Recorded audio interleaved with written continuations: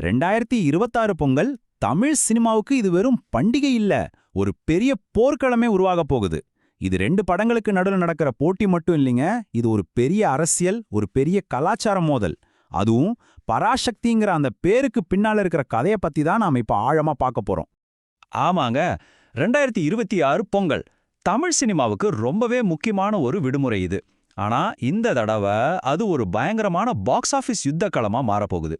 இது வரைக்கும் நம்ம பாத்திராத அளவுக்கு எதிர்பார்ப்புகளோட 2 பெரிய படங்கள் நேருக்கு நேரா மோத போகுது. இந்த களத்துல நிக்கிறது யாருன்னு பாருங்க.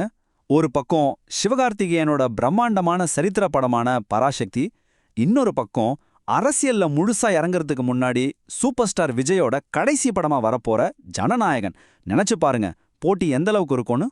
40 மில்லியன் சும்மா ஏதோ ஒரு நம்பர்னு நினைச்சிடாதீங்க. பராசக்தியோட ட்ரெய்லர் ரிலீஸ் ஆன 24 மணி நேரத்துல அடிச்ச வியூஸ் இது. இதன் மூலமா ஜனநாயகன் ட்ரெய்லரே பின்னுக்கு தள்ளி ஒரு புது ரெக்கார்ட் செட் பண்ணியிருக்கு. சொல்லப்போனா இந்த போரோட ரவுண்டுல பராசக்தி ஜெயிச்சிருச்சுன்னே சொல்லலாம். ஆனா ரூங்க, இந்த மேட்டர் வெறும் பாக்ஸ் ஆஃபீஸ் கலெக்ஷனோட முடியல. இந்த போட்டியோட உண்மையான ஆழத்தை நீங்க புரிஞ்சுக்கணும்னா நாம ஒரே ஒரு வார்த்தையோட சரித்திரத்துக்குள்ள போகணும். அந்த வார்த்தை பராசக்தி. சரி, முதல்ல பராசக்திங்கிற அந்த பேரு தமிழ் சினிமால ஏன் இவ்ளோ பவர்ஃபுல்லா இருக்கு, அதோட லெகசி என்னன்னு பாத்துடலாம். இந்த பராசக்திங்கிற பேருக்கு பின்னால தமிழ் சினிமாவுல ஒரு பெரிய சரித்திரமே இருக்கு. யோசிச்சு பாருங்க. 1952ல நடிகர் திலகம் சிவாஜி கணேசன் நடிப்புல கலைஞர் கருணாநிதியோட அனல் பறக்கிற வசனத்துல வெளிவந்த முதல் பராசக்தி, அது சும்மா ஒரு படம் இல்ல. சமூகத்துல இருந்த மூட நம்பிக்கை, அநீதின்னு எல்லாத்தையும் கேள்வி கேட்டு ஒரு புரட்சியையே உண்டாக்கிச்சு. இப்போ பல வருஷம் கழிச்சு 2026ல அதே புரட்சிகரமான உணர்வோட ஒரு புது கதை நம்ம முன்னாடி வருது. ஓகே, இப்ப வாங்க இந்த புது படம் நம்மள கூட்டிட்டு போற அந்த 1960களுக்கு போலாம். அது ஒரு கொந்தளிப்பான காலகட்டம். இந்த கதை நடக்கிறது 1960கள்ல.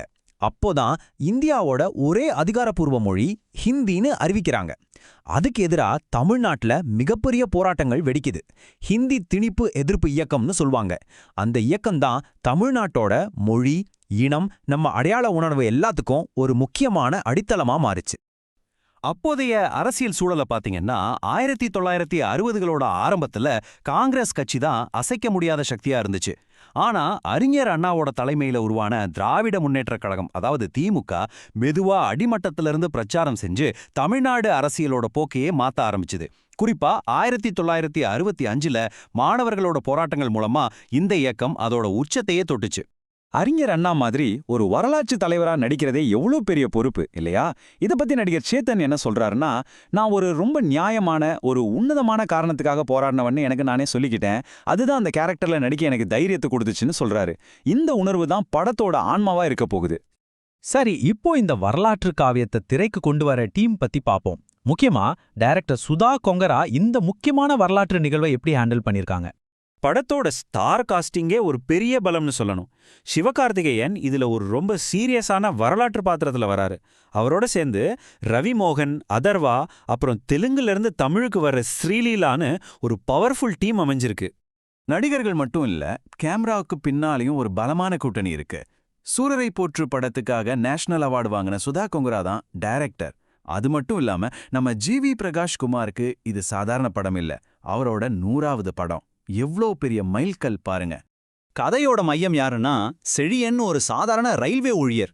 சிவகார்த்திகேயன் நடிக்கிற இந்த கேரக்டர் தான் ஒரு கட்டத்துல அந்த போராட்டத்தோட முகமாவே மாறுறாரு. அவருக்கு எதிராக ஒரு பவர்ஃபுல் வில்லனா ரவி மோகனும், போராட்ட களத்துல துடிப்பா இருக்கிற ஒரு மாணவர் தலைவரா அதர்வாவும் வராங்க. ஓகே, இப்ப மறுபடியும் நிகழ்காலத்துக்கு வருவோம்.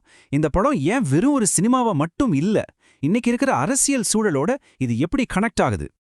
பராசக்தி படத்தோட ஒவ்வொரு போஸ்டர், ஒவ்வொரு டீசரையும் பார்த்தாலே தெரியுது அதுல இருக்கிற அரசியல் எவ்வளோ தீவிரம்னு. அதனாலதான் இது வெறும் 2 ஹீரோக்களுக்கு நடுவில் நடக்கிற சினிமா போட்டி இல்ல, நிஜ உலக அரசியலோட ஒரு பிரதிபலிப்புன்னு எல்லாரும் பாக்குறாங்க. இங்கேதான் விஷயமே சூடு பிடிக்குது. விஜய் தமிழக வெற்றி கழகம், அதாவது தவெகன்னு தன்னோட கட்சியை ஆரம்பிச்சிருக்கிறாரு. இந்த நேரத்துல இந்த பாக்ஸ் ஆஃபீஸ் போட்டி நடக்குது. பராசக்தி படத்தோட கதை திமுகவோட சரித்திரத்தை மையமா வச்சிருக்கிறதால அரசியல் நோக்கர்கள் இத ஒரு சிம்பாலிக்கான தவக விஎஸ் திமுக மோதலா பாக்குறாங்க. கிட்டத்தட்ட ஒரு முன்னோட்டம் மாதிரின்னு பேசிக்கிறாங்க. சோ ஃபைனலா இதுல இருந்து நாம என்ன புரிஞ்சுக்கணும்?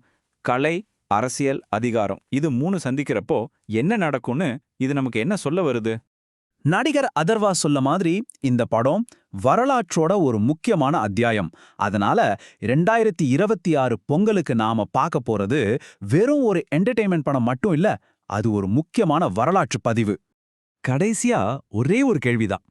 கலையும் அரசியலும் பாக்ஸ் ஆஃபீஸ்ல இப்படி பிரம்மாண்டமா மோதிக்கும்போது ஒரு சமூகமா நாம இன்னைக்கு எந்த மாதிரி கதைகளை விரும்புறோம், எதுக்கு முக்கியத்துவம் கொடுக்கறோம்னு இது நமக்கு என்ன காட்டுது?